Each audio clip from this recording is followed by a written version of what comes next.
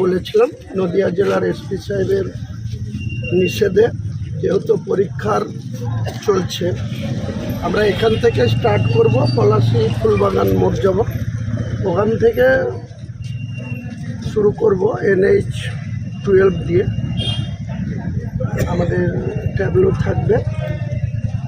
আমাদের মূলত জমায়েতটা লোকনাথপুর মোড় NH-এর উপরে হচ্ছে। বিভিন্ন জায়গা থেকে যে জমায়েতটা আসবে এখান থেকে স্টার্ট করব, কিন্তু আমরা মূলত যেটা নদিয়ার কিছুটা টাচ করার পর আবার আমরা চলে যাব লোকনাথপুর মোড়। লোকনাথপুর মোড় থেকেই NH ধরে পুরো বাবরি মসজিদ পর্যন্ত। গ্রাম পাবলিক, আমি তো গাড়িতে থাকবো না, হেঁটেই যাব। আমার যে লোকনাথপুর মোড় বা পলাশী ফুলবাগান মোড় থেকে 200-300 মিটার হেঁটে দেবো। তারপরে মূলত লোকনাথপুর থেকে পুরো বাবরি প্রাঙ্গণ, যেটা মোটামুটি 11 কিলোমিটার, ওটা পুরো হাঁটব।